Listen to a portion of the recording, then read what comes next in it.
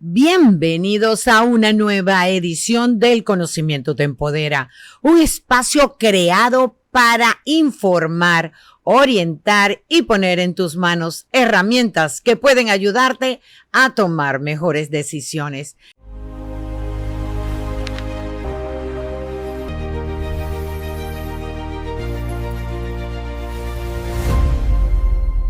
Y hoy tenemos un programa especialmente importante y actualizado.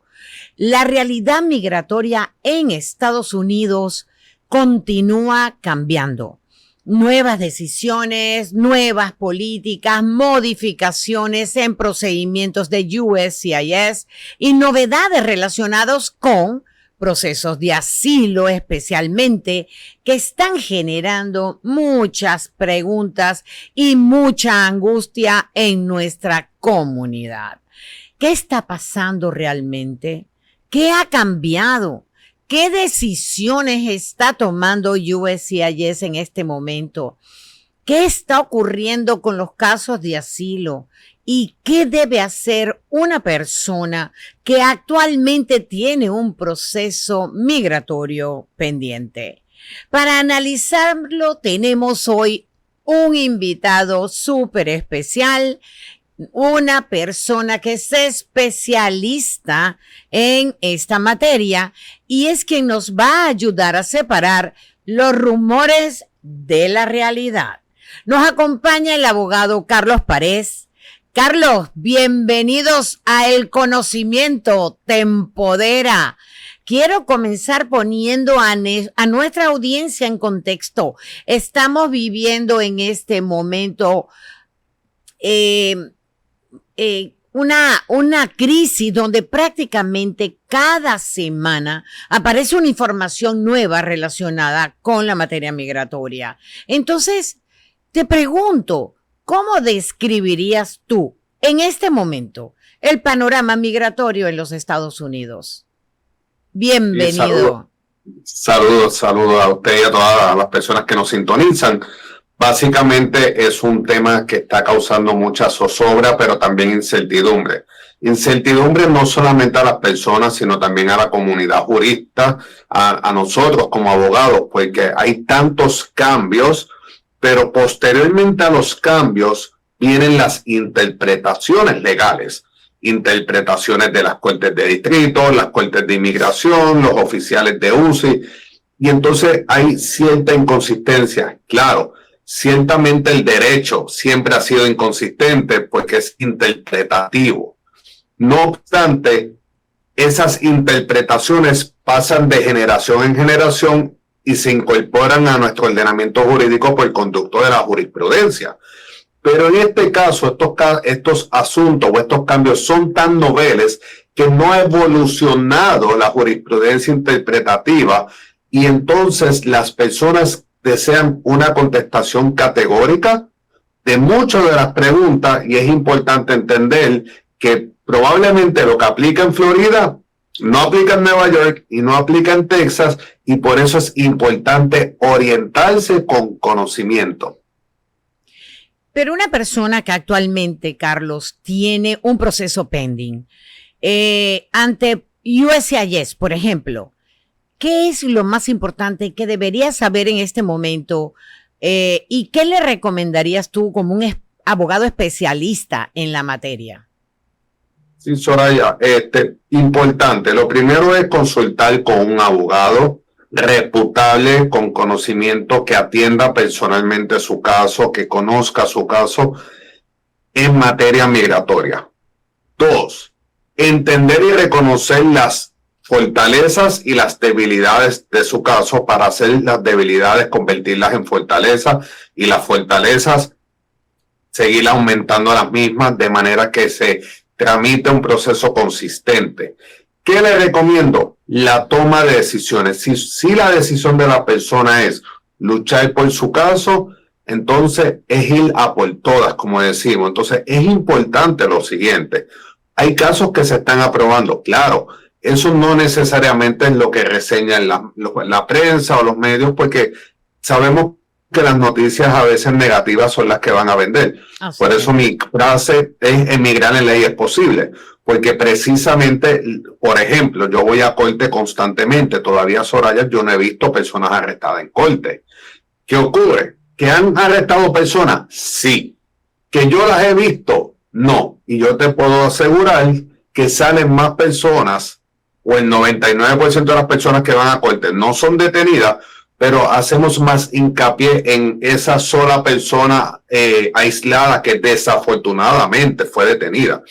Entonces tenemos que cuidar el terror, la generalización y sobre todo este clima de que no es posible.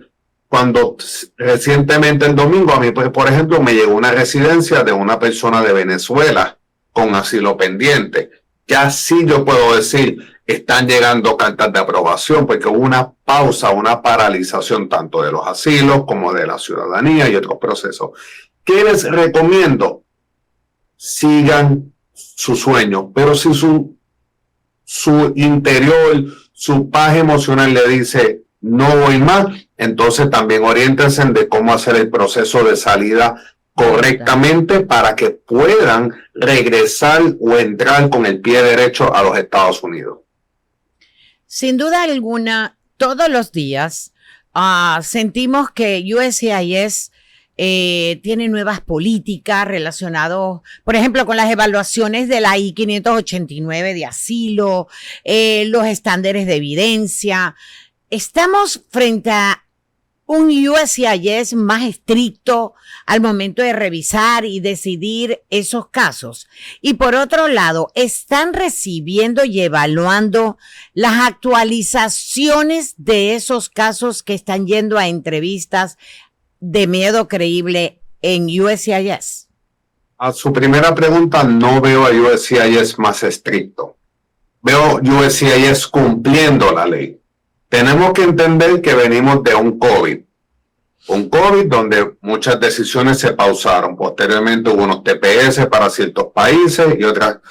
¿Qué ocurre?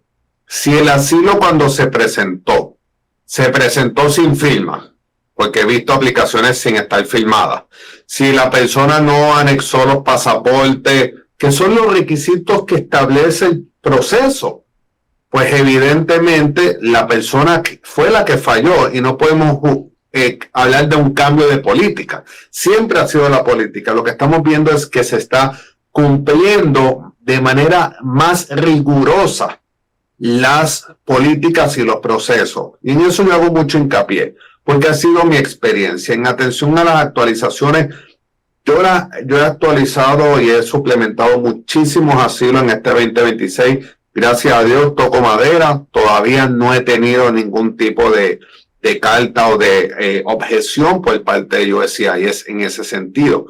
Yo creo que tenemos que comprender que si algo amamos de los Estados Unidos es que es un país de ley y orden, que es un país que los procesos se tienen que cumplir y se tienen que seguir, y que precisamente muchos de estos cambios es para que las personas sigan y cumplan con el proceso.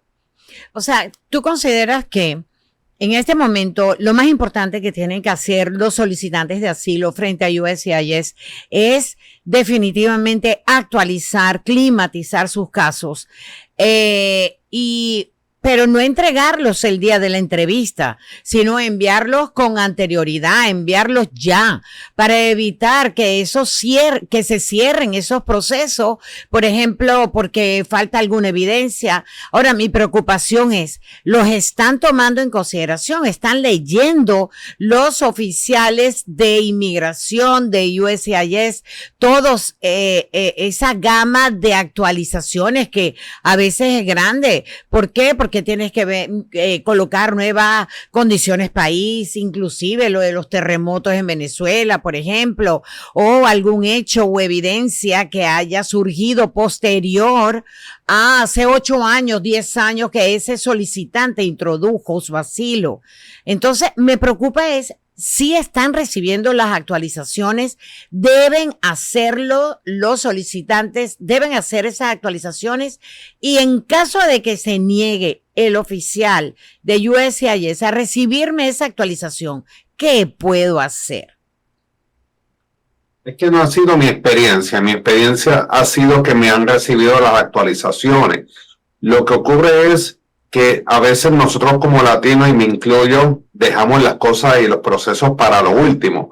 Y en mi país dicen, por ahí viene el lobo, el cuento del lobo, y viene el lobo y el lobo y el lobo, y de momento el lobo nos llegó. Entonces, si entraron a la persona de los Estados Unidos, que bueno, pediste asilo, pero han pasado 3, 4 años, la razón de que se desestimó o se desatendió el asilo no es culpa del gobierno. El gobierno siempre ha estado ahí. Ha sido culpa del individuo que pensó que porque tiene un permiso de trabajo o tiene una tarjeta de social, ya cumplió. Y no comprende a veces lo que se llama el deber continuo de informar, que es que la persona tiene que continuamente informar si se divorció, si se casó, si tuvo niño o niña, lo que sea, porque es la obligación para que el oficial. Lo que pasa es que el sistema no va a parar por nosotros. Y hay personas que esperan que el sistema se aclimate o se pare por ellos. No, el sistema es, y el sistema no amerita. El sistema en Estados Unidos es un sistema que no hay excusa. Las excusas en mi país dicen que es para el que las da, no para el que las recibe. Abogado es que tenía que trabajar mucho, abogado es que se me enfermó el perrito, abogado es que mi mamá se cayó. Yo entiendo todo eso y es súper lamentable, créanme. Pero el oficial no lo va a entender, porque el oficial lo que va a ver es que pasaron 4 o 5 años. 4 años son más de 120 días que la persona tuvo, o sea, tiempo más que suficiente. Entonces, mi observación, mi recomendación es, vamos a dejarnos de quejas y vamos a movernos a la acción. La queja no lleva al resultado. Las acciones son las que nos van a llevar entonces al resultado. Y es un principio muy sencillo que tenemos que comenzar a implementar. Por ejemplo, en mi país, para desahuciar a una persona de una casa, si una persona no paga la renta, se tardan 1 año, 2 años para poderlo sacar. Sí. En Estados Unidos no, en Estados Unidos en 2 semanas viene un marshal y te saca. Entonces tenemos que empezar a entender que las cosas o los procesos son diferentes, que esto es un sistema capitalista, que es un sistema que está basado en la meritocracia. O sea, tienes un buen caso, te lo apruebo, no tienes buen caso, no es. Y que el socialismo migratorio no existe. Un derecho migratorio socializado, le vamos a dar papel a todo el mundo, eso no existe, no ha existido y no existirá. Entonces, porque el presidente Trump esté moviendo una agenda de meritocracia migratoria, aunque podemos reconocer que se la ha excedido a los oficiales y a él a veces mucho la mano, no hay problema con algunas cosas, perfecto, pero tenemos que entender que es un sistema de meritocracia. ¿Y qué es usted, la persona que nos sintoniza, si tiene, por ejemplo, un caso de asilo? El protagonista de un asilo, ¿sabe quién es? La persona, el individuo. El protagonista de una petición familiar, ¿quién es? El individuo. ¿Por qué? Porque es usted quien tiene el peso de la prueba de demostrarle al gobierno que usted es elegible a ese beneficio o remedio migratorio. Claro, también lo que había era que hubo una, vamos a llamarlo, una pausa administrativa en las decisiones por un largo periodo de tiempo. Carlos, así los que tienen 12 y 13 años esperando ser llamados a una entrevista de Miedo Creíble. Y en el interín, bueno, no hay problema, ganemos tiempo. ¿Por qué? Porque voy a tener mi permiso de trabajo, mi social, mi seguro, o sea, yo vivo tranquila. Y era una inactividad procesal por administrativa por parte de USCIS. Porque yo tengo, ¿qué culpa tengo yo que no me llamas a una entrevista en Miedo Creíble y tengo 15 años con mi asilo en espera de esa cita? Y entonces ahora de pronto me dice, ahora de pronto me dice que los cuadritos que hace 15 años no se llenaban, sino que se ponía que viera el adjunto, ahora eso puede ser una causa de que tu expediente sea cerrado.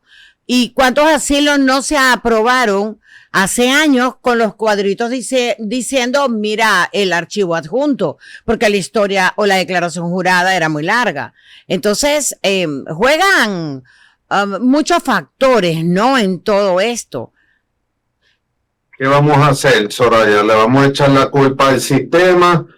Porque al final del día, el sistema tiene muchísima responsabilidad, ojo, y muchísima responsabilidad a los cambios, pero yo soy la dueña en mi proceso y tengo que defenderlo, punto. No, le eché la culpa al sistema, perfecto. No resolví.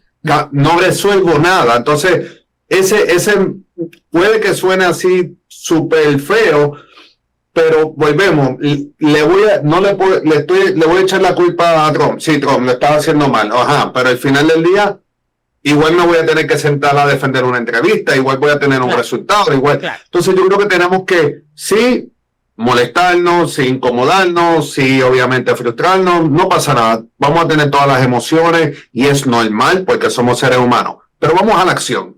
Ya sabemos cuál es el problema. Vamos a hablar de soluciones. Si yo no puedo hablar de soluciones, no puedo ser abogado. Claro. Porque quejándome y lamentándome, no voy a resolver nada. Entonces, amigos y amigas que nos sintonizan, me sintonizan, yo soy un abogado que, soy yo, con mi franela, somos reales. ¿Por qué? Porque al final del día, esto es manos a la obra, hacer que las cosas pasen. Tengo que pagar los $100 a UCI. No me han enviado la carta de cobro. Yo mando una carta diciendo quiero pagar los $100 y la consigno. No una llamada porque las palabras se las lleva el viento. Una carta por correo certificado para que quede consignada mi intención de pago. Pero volvemos. Hay muchas personas que se quejan. Llevo 10 años que esperando mi entrevista y no me han llamado. No hay problema, hermano. Te vamos a llamar a entrevista ahorita en septiembre. No, yo no estoy preparado, no me llame. No. Entonces, yo creo que tenemos que entender que a veces tenemos que tener cuidado con lo que deseamos. Y muchas personas desean de la boca para afuera, pero es para echarle la culpa al tercero. Y cuando le dicen, pues perfecto, vente, vamos a entrevistarte, se echan para atrás. Yo creo que ya tenemos que empezar a buscar soluciones.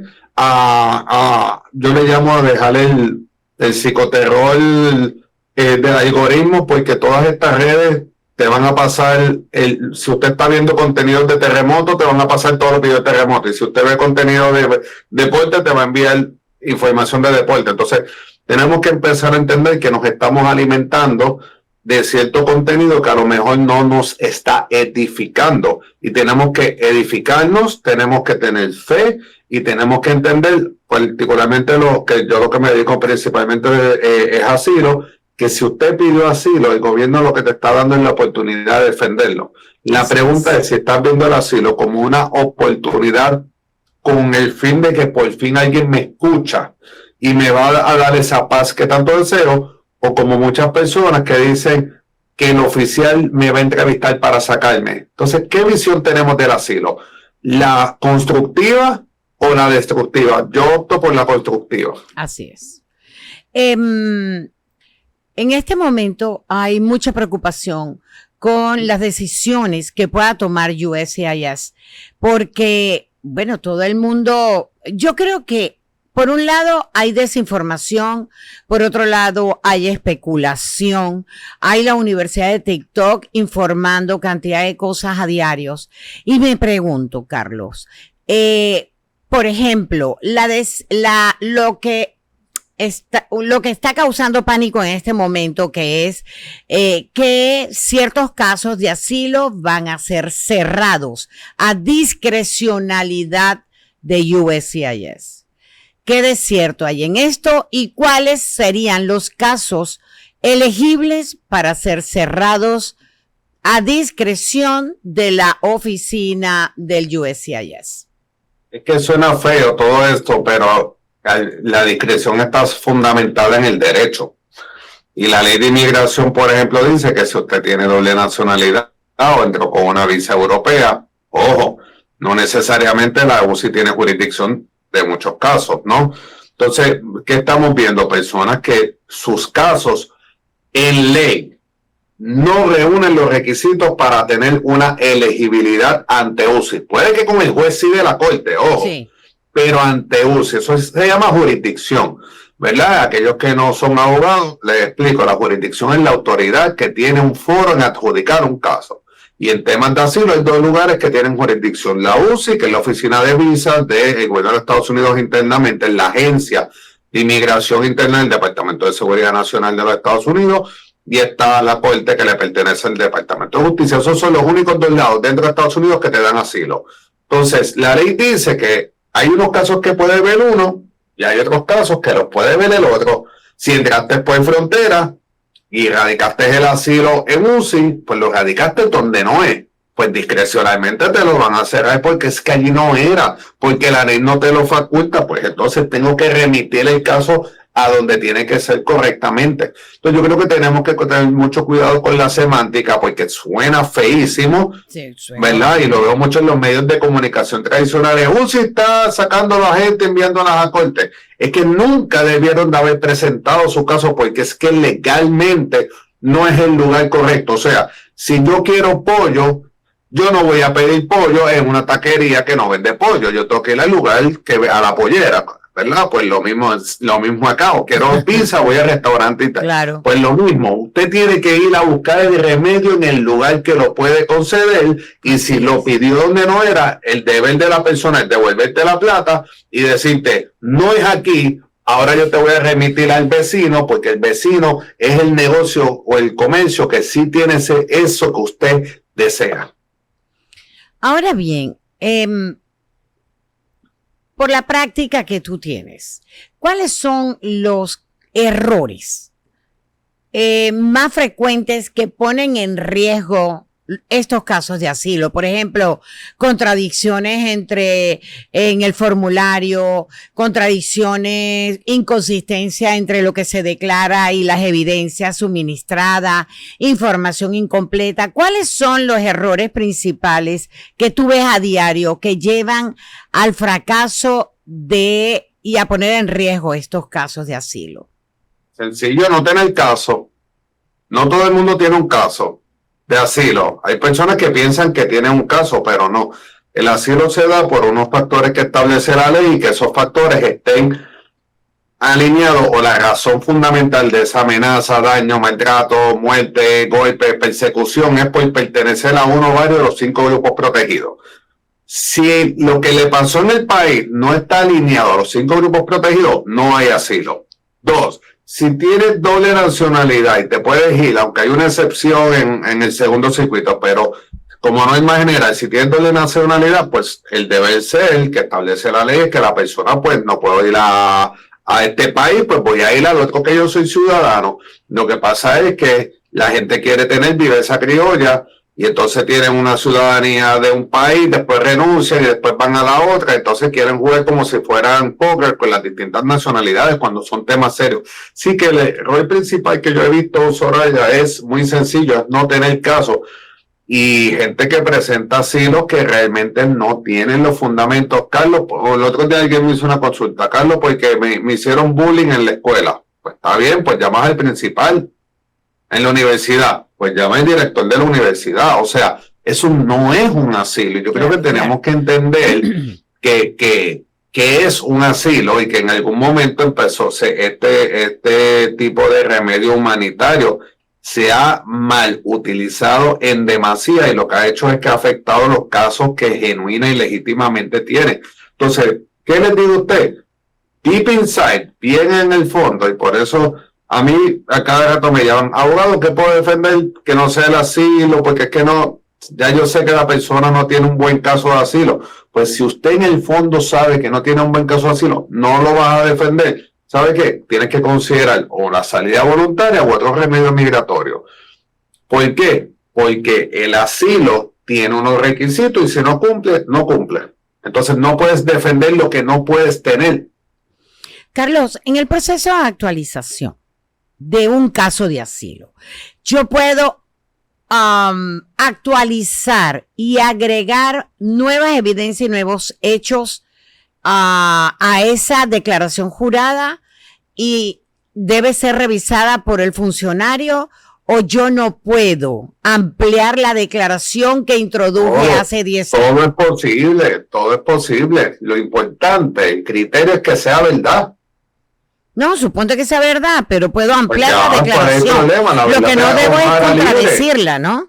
Lo que ya había declarado. Lo importante es que sea verídico, que la persona, porque mentir la inmigración es delito federal. Recientemente hubo un operativo de visas de matrimonio fraudulenta y es delito federal, y vamos a ver ahora muchos más casos de eso. Y me alegro que esté pasando, porque la gente tiene que entender que estos son procesos serios, que son procesos responsables y que no existe un socialismo migratorio, que él sabe que yo confío en que las personas honradas y honestas son más, pero también se sabe, ¿verdad? Porque históricamente ha habido mucha gente que ha mal utilizado el sistema, y eso tenemos que denunciarlo, no aplaudirlo, y sobre todas las cosas entender que estamos perjudicando a la gente buena, porque es por el ay bendito de la gente que ha hecho las cosas incorrectamente. Y hace poco vi una abogada que decía algo que me encantó, decía: yo soy abogado, no soy coyote.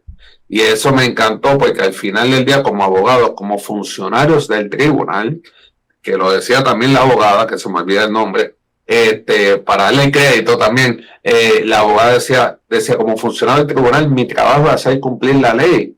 Y entonces yo creo que tenemos que entender que la empatía, que yo puedo tener empatía con los casos, yo puedo, como un médico, yo puedo tener empatía de que todo el mundo debe sanarse y que la medicina debe ser gratuita, pero la realidad, no todo el mundo se va a sanar y las medicinas cuestan.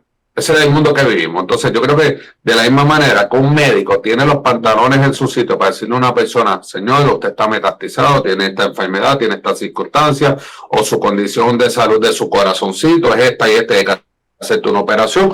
Los abogados, los preparadores de forma, los servidores migratorios, como le quieren llamar, lo que sea que le quieran llamar, tenemos que también tener nuestro corazoncito duro para decirle a la persona responsablemente: señora, la aprecio mucho, pero no veo un caso, si es que honradamente el oficial, luego de hacer un análisis razonable y honesto, la persona no tiene caso. Y es importante ser siempre honesto con uno mismo, y como abogado, pues dormir tranquilo, y es lo que yo procuro. No soy perfecto, no, pero ¿sabe qué? Tratamos siempre, como decimos, de mantenernos al día. Con todos estos cambios es difícil mantenernos al día, pero lo más importante siempre es ser honrado, ser honesto y siempre decir la verdad. Eso es fundamental, y estudiar, la verdad. Y prepararse y empoderarse el conocimiento, porque esto es una materia que hay que estudiar todos los días, Carlos. Inmigración. Y cuando piensas que sabes, te lo cambiaron. Correcto, entonces hay que estar al día. Y a ver, yo creo que quiero oír tu opinión, porque para eso es este podcast, que hay mucha influencia negativa de las redes sociales, sobre todo, sí están pasando muchas cosas, hay muchos cambios, obvio, sí, pero estamos llegando en el estado de la paranoia, del pánico, pero yo creo que también es producto de las redes sociales malintencionadas, porque ¿por qué no dicen las cosas buenas que pasan? ¿Por qué son más las malas? Y detuvieron y lo tiraron contra el piso, y mira, ICE después en el aeropuerto, en el gate. Pero no te dice que esa persona tenía un antecedente, que esa persona no se presentó en una corte y tenía una orden de detención, o tenía un delito, o tenía una felonía. No, eso no es lo que dice las redes. Las redes dicen es lo malo, que no es que no pase, pero no siempre es así. ¿Qué piensas? Hace una semana y media yo he visto a todos los abogados, y digo todo, pues no es, voy a decir la mayoría de los abogados, con una campaña de no viaje. Sí. El presidente Trump dijo: voy a tener a ICE en los aeropuertos. ¿Qué pasó? La gente viajó. ¿Qué pasó? Los detuvieron. Yo creo que tenemos que ser juiciosas, y entender que el gobierno tiene algo que es público, el gobierno te lo notifica antes de que haya el cambio, no viene el arresto y después la noticia, ¿no? Sí. Entonces yo creo que es bien importante entender que cuando estas cosas las vemos, entender el contexto, porque si te dicen, no viaje y viaja, en mi país dice, pero entonces yo creo que tenemos que actualizar el asilo. Hemos hecho cursos hace más de 1 año y medio de esto. Es verdad. Entonces, yo creo que llega un momento también. Hemos hecho conversatorios gratuitos. Tú diste una jornada en el instituto este sábado que pasó, no el sábado anterior, gratuito para atender a los familiares de los detenidos. Hemos sacado guías de prevención. Avaladas con el abogado Páez. Hemos tratado de dar nuestro granito de arena para toda esta situación. Y bueno, la gente viene el mensaje que te dice, a esa hora yo trabajo. Ajá. Puede ser después de las 7 de la noche. ¿Me podrá atender el abogado a las 8? Y está desde las 8 de la mañana dando jornadas gratuitas.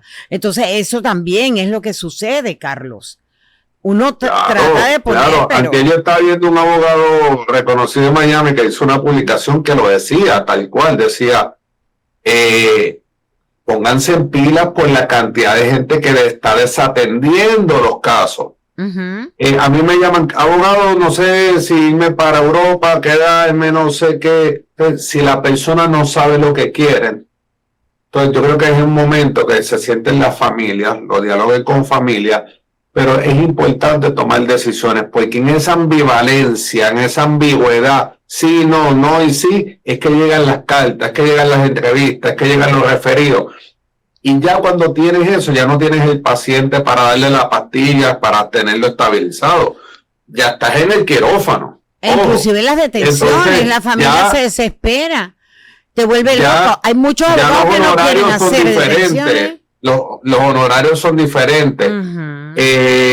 Hace poco una persona me dijo algo de los honorarios, hasta se los expliqué y casualmente hoy fue y me dijo, contra Carlos, te entiendo.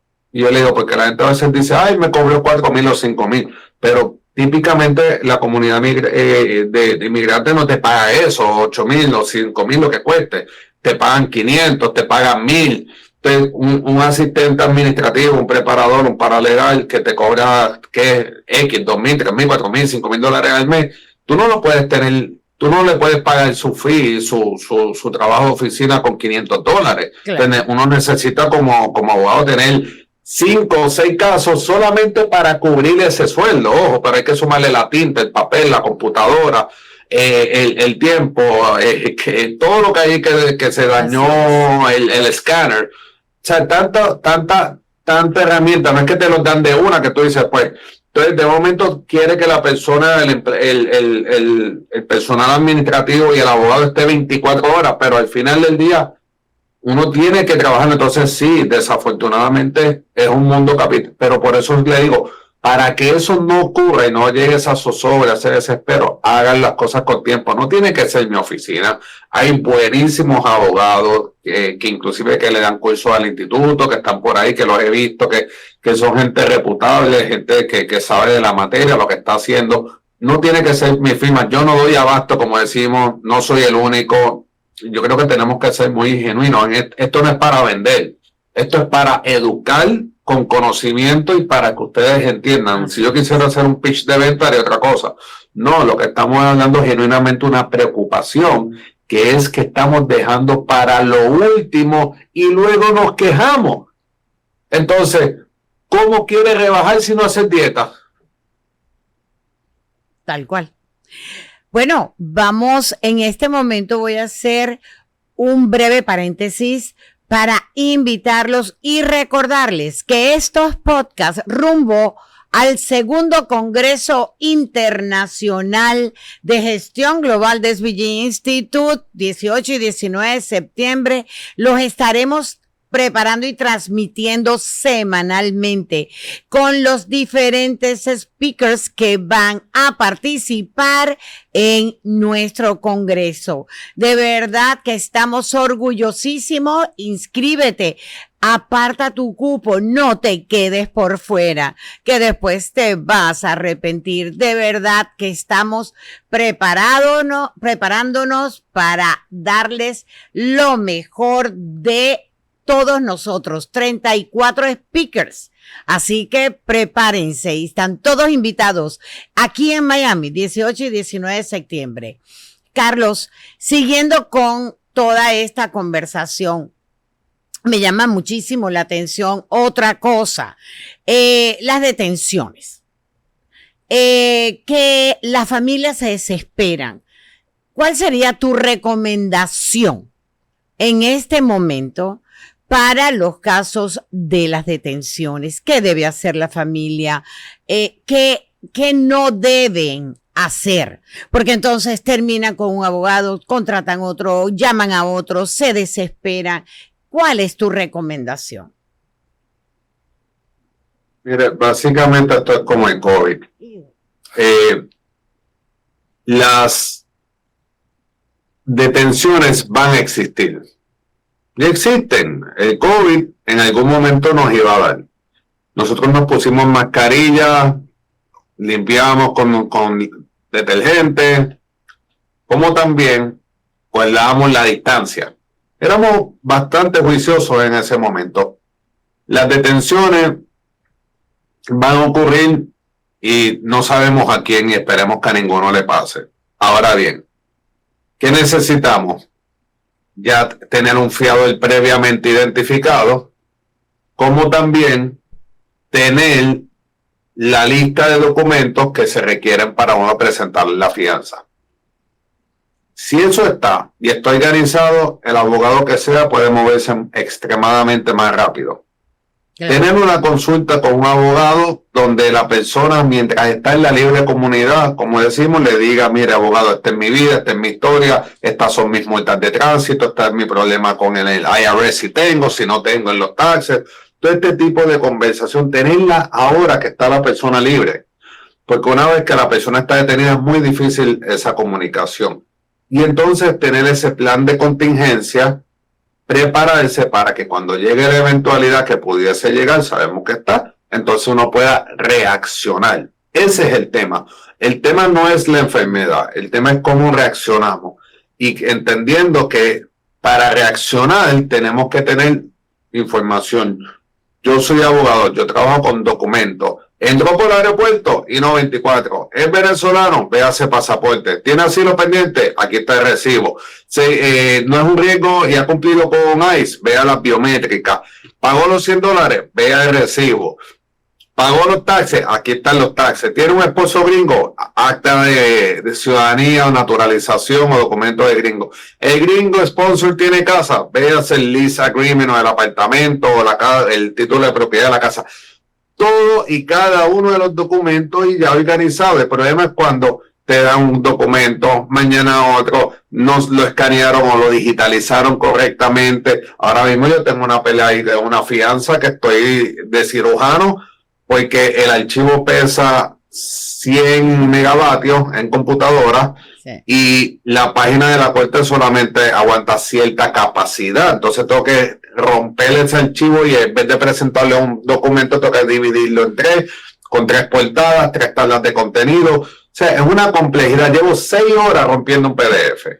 Y eso pues toma tiempo, aunque parezca que es muy fácil, yes. Pero no, la inteligencia artificial no llega tanto. Entonces tenemos que entender, ¿verdad? Pues que los papeles, yo le llamo como cuando vas al Londres o cuando vas a la lavandería. Imagínate que yo llego, te tiro ahí la ropa y están las medias, está la ropa interior, están las camisas, las de color, la otra, y todo eso hay que clasificarlo, hay que organizarlo, pero cuando te diste cuenta que hay una que tiene una ropa que tiene un hoyito que esa hay que botarla porque no te sirve, pero esta hay que mandarla a comprar o ahí.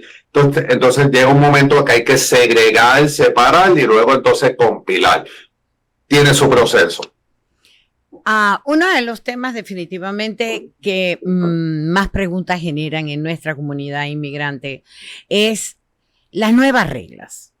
Todas estas nuevas reglas que han sucedido, creo que en los últimos 20 días, vamos a decir los últimos 30 días, en relación al asilo, las actualizaciones. Antes uno decía, deja quieto lo que está quieto. No envíes nada, vamos a irlo arreglando poco a poco, lo tenemos aquí, pero no enviemos nada a USCIS. Pues ese panorama ha cambiado drásticamente. ¿Por qué? Porque ahora debes actualizar por ante USCIS tu expediente de asilo. Porque si a ese expediente le falta algo o en algún momento pues no se llenó o hay inconsistencia o falta parte de llenar, pues es probable que ese expediente pueda ser cerrado por USCIS. Y eso es lo que queremos evitar con las actualizaciones.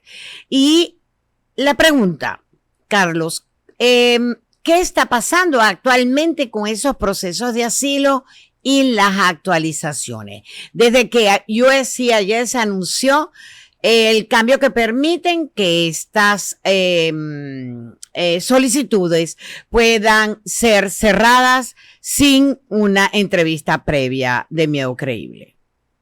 He visto casos cerrados, pero particularmente personas que presentaron el asilo luego del año. El asilo como un requisito tiene que presentarse dentro del año. Sí he visto casos cerrados, pero personas que lo presentaron luego del año, personas que nunca tenían un asilo pendiente anteriormente y cuando se les acabó el TPS salieron corriendo a presentar asilo, o personas que entraron con doble nacionalidad y o han hecho otro tipo de proceso, o de su faz no tienen caso. Entonces, generalizar todo eso, yo no lo digo por usted, lo digo porque veo los medios, veo a todo el mundo con el psicoterror saliendo corriendo, ¿no? Yo veo entrevistas constantemente en UCI, nunca he tenido problemas todavía con personas que han actualizado y suplementado y blindado sus asilos. Lo que les quiero decir es y en esto hago una corrección respetuosa, yo no digo que debes actualizar, yo digo que tienes que actualizar, son cosas diferentes. En inglés, el SHALL, S-H-A-L-L, es un concepto jurídico que se le da mucho peso, entonces hay que tener cuidado con el deber y el tener, aunque parece sinónimo en castellano, cuando traducimos el may, que es puedes actualizarlo o debes actualizarlo, es dubitativo, o el shall, que es tiene, que es mandatorio, entonces hay que tener cuidado con la semántica, yo siempre digo tienes. Así eso, que le digo a todo el mundo, revisarlo. Tiene que revisarse. Tienen que revisarlo porque... Esos asilos tienen tantos años sobre todo eso. Claro, te mudaste, no te mudaste, cambiaste de trabajo, no cambiaste de trabajo, tienes hijos, te digo, o sea, tantas variables. Lo importante es que la propia ley te permite enmendarlo, la propia ley te permite cambiarlo, pero te repito, te reitero y te digo, persona que nos está sintonizando, si está complicado, no te voy a tapar el cielo con la mano porque sería irresponsable de mi parte también decir un escenario. Lo que pasa es que está complicado para las personas que no tienen nada o las personas que no necesariamente han hecho los procesos correctamente. Puedes tener el mejor caso, pero si llevas 8 años mirando el techo porque tienes un permiso de trabajo, es hora de que te levantes del sueño, que esto es de verdad. Hay que moverse. Una persona que tenía doble nacionalidad. Ella introdujo su asilo porque la otra nacionalidad era adquirida, no conoce el otro país, etcétera, por las razones que siempre se alegaban como excepción. Esto no tiene nada que ver. La ley de inmigración no le da pena que la persona... Soy ciudadano venezolano y también italiano y nunca he ido a Italia. Eso no es problema, eres italiano, punto.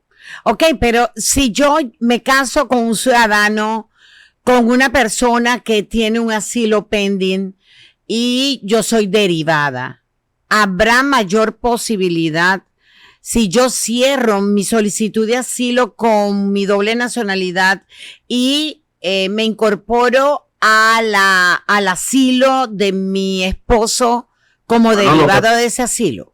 Lo que puede pasar es que le nieguen el asilo a los dos porque a lo mejor el cónyuge es elegible a la otra ciudadanía por matrimonio.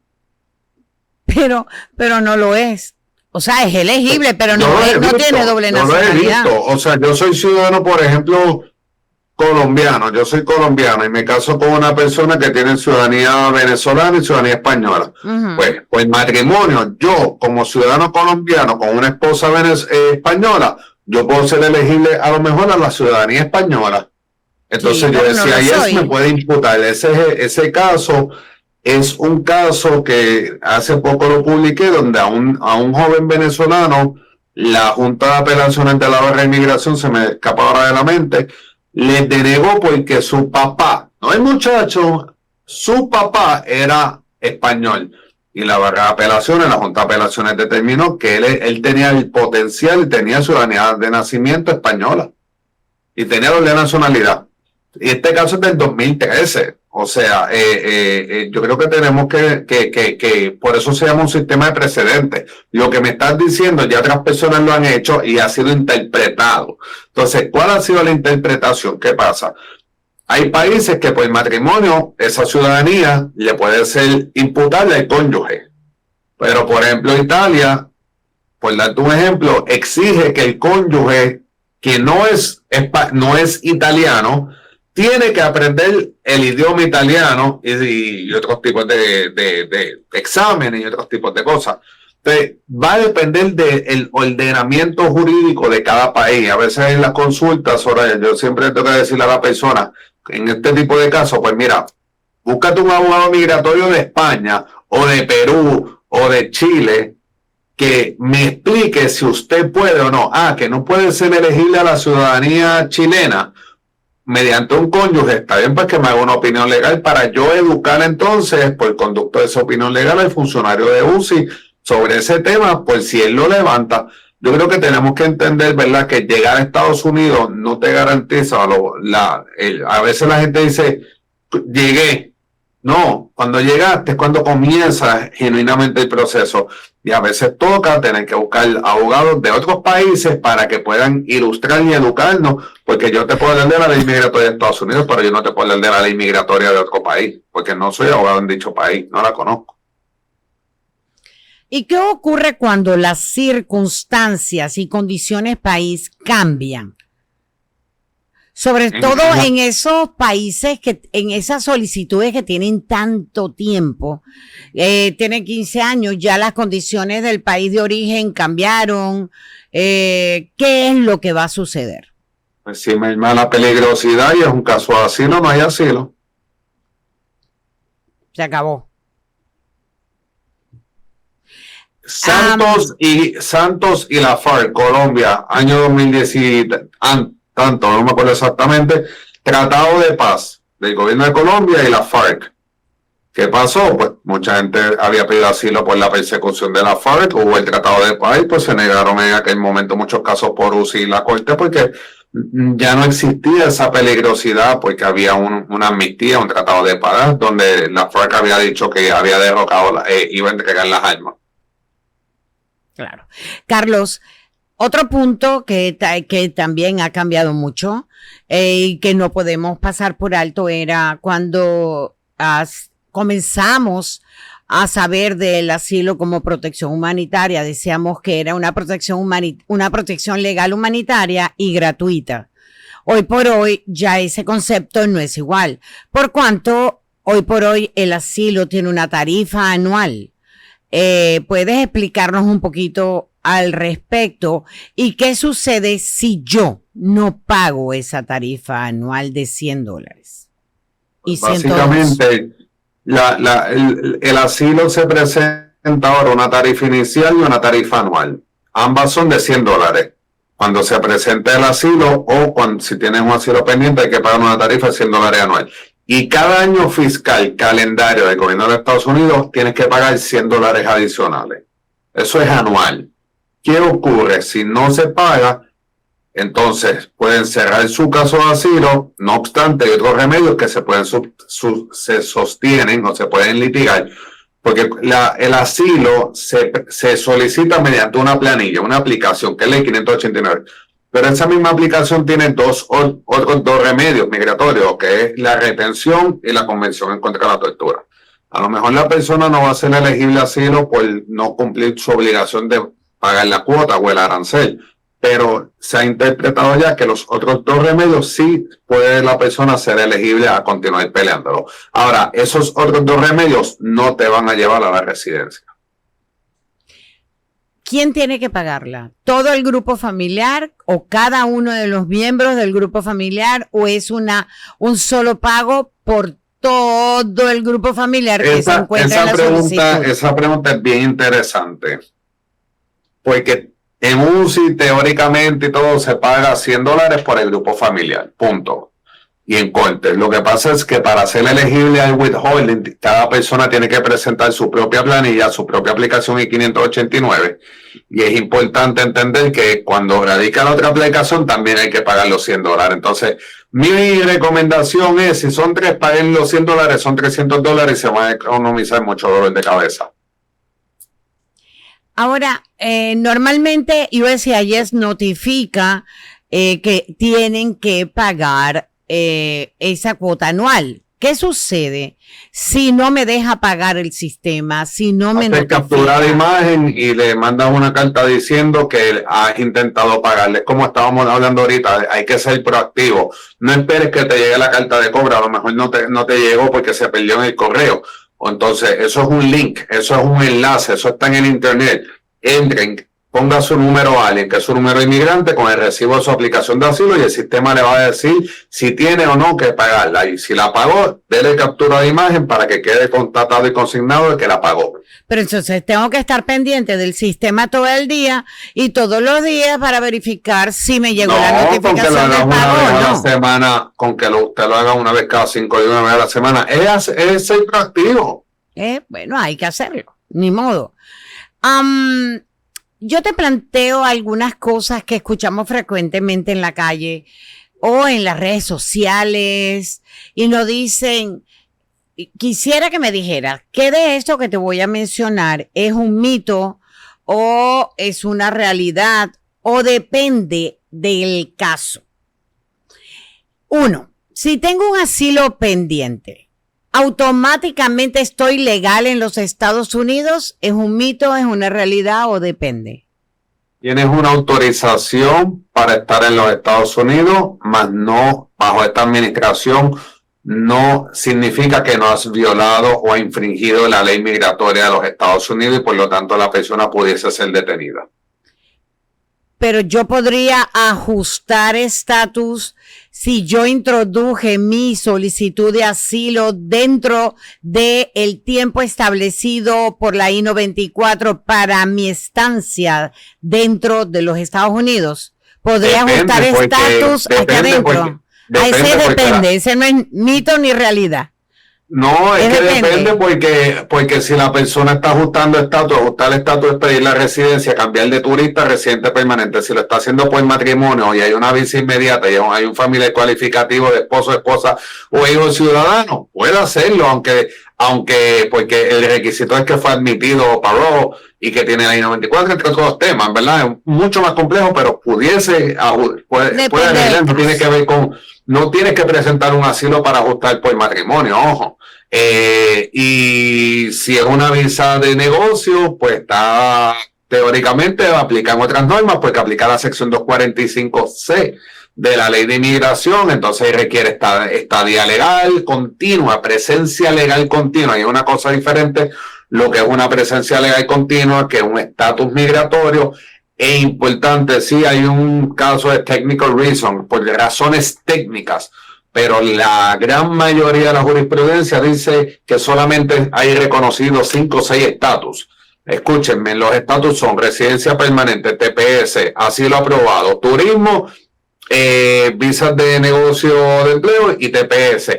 Asilo pendiente no es reconocido como estatus y ha sido reconocido por muchos circuitos y consistentemente. Puede que haya un caso o dos con algunos chips, con algunos destellos y alguna persona se la hayan concedido. Sí, puede haberla, pero yo he hecho una investigación exhaustiva, jurídica, de esta norma, tanto en UCI como en los circuitos, como en la corte, y el tratamiento que le dan es que solamente hay 5 o 6 estatus, que es residente, TPS, visa de turismo, visa de estudiante, asilo aprobado, refugiado y otro más. O sea, esos son taxativos.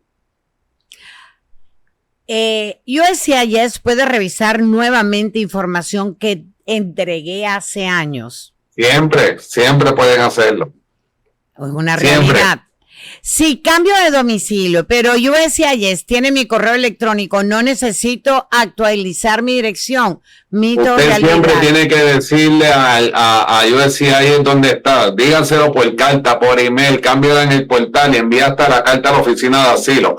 Sea proactivo, no sea pasivo. ¿Por qué? Porque nosotros asumimos que el sistema es perfecto, que lo puse en el software y el software me lo dio. No funciona así. Hay que hacer que las cosas pasen. Envía la carta a la dirección que dice el formulario AR11. Si estás en corte, cámbiala en la página de internet, descargue el PDF. Si tienes asilo, envíalo a donde dice UCI, cámbialo en su cuenta de UCI y envíe la AR11 también a la oficina de asilo. Cámbiala por todos lados, notifíquela todo y quédense con constancia de que usted lo notificó. Nunca está de más hacer de más. El problema es cuando se hace de menos o no se hace. Lo que coloca a una persona en las redes puede afectar su caso de asilo. Total. Esto es el Departamento de Seguridad Nacional de los Estados Unidos.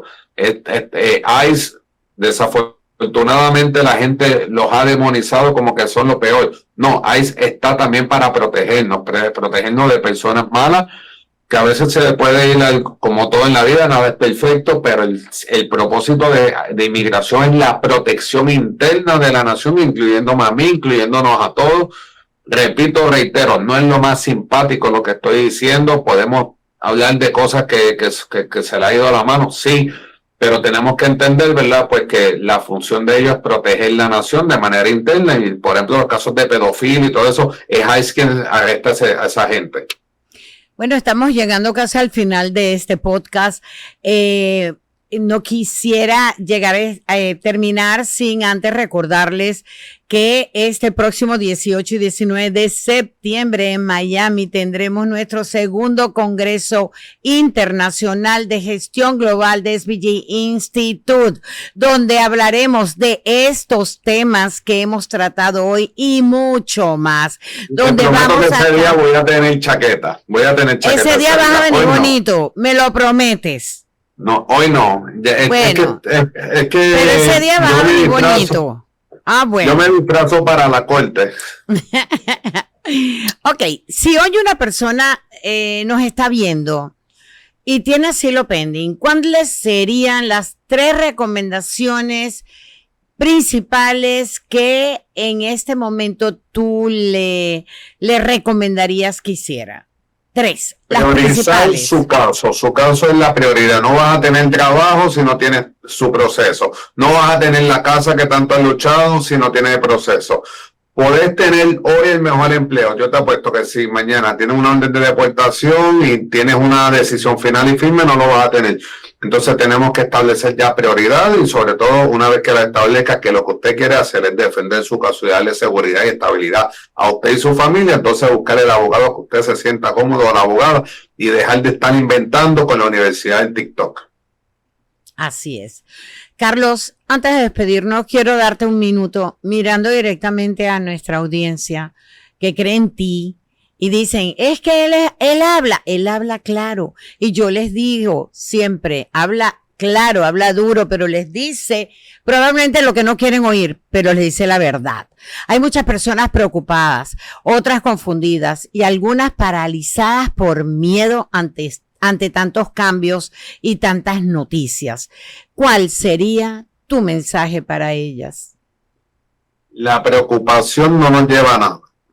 Lo que nos lleva es ocuparnos. Al final del día buscamos resultados. Correcto. Y no hay blanco y negro, no hay escenario perfecto. Como profesional del derecho tengo que explicar los procesos como son.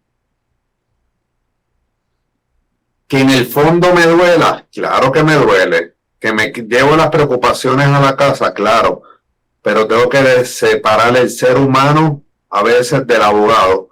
Porque la pena o la empatía me pudiesen llevar a decir o un consejo legal mal hecho y sería negligente, o dos, errar en la interpretación de muchas cosas. Entonces tenemos que empezar a entender al final del día que cada ser humano tiene sus propias guerras, sus propias luchas. El hecho de que yo sea abogado no me hace ser mejor que nadie. Sigo siendo papá, sigo siendo un profesional, pero sigo siendo la misma persona que va a la iglesia y todo. No quiere decir que los abogados también estamos abrumados todos con lo que está pasando. Pero tenemos que sacarnos a veces el corazón, la banda, y tenemos que decir, ¿por qué? Porque entonces damos la tortilla a la inversa. Y entonces viene él, me robó el dinero, me dijo que sí y después no se podía. Se depravó, nunca hablé con el abogado. Y después que le pagué, me renunció al caso. Como me dijeron antes en un negocio de comida, un cliente vino llorando, abogado, necesito su asesoría. Son días difíciles y hay muchas personas timando el dinero. Ustedes se han sacrificado, trabajan de sol a sol, como dicen por ahí. Y es importante respetar a cada persona. Y porque lo respeto y respeto su sacrificio, nunca voy a prometer un resultado. Así que abogado que te prometa resultado, húyele. Porque solamente el resultado lo garantiza primeramente Dios. Y segundo, el juez o el oficial de asilo. Nadie más te puede decir que te va a ganar el caso. Así que Dios me los bendiga, que tengan excelente día y nos vemos el 18 y 19 en el Congreso en Miami, que voy a estar presente, muy probablemente no es mentira, voy a estar presente. Ajá. Y estamos siempre a su orden con la mayor tranquilidad, transparencia, pero sobre todo que migrar en ley es posible. Bueno, para reforzar definitivamente estas bonitas palabras de Carlos, vieron que tiene sentimientos que dicen que es muy duro. No, él es así. Definitivamente hay que tomar en consideración que en estos momentos que estamos viviendo de muchísimos cambios migratorios, a tomar una decisión basándonos simplemente en rumores, en la Universidad de TikTok, como dijo Carlos, en un video de redes sociales, en la experiencia de otra persona. No, es que a mi hermano o a mi amigo fue así.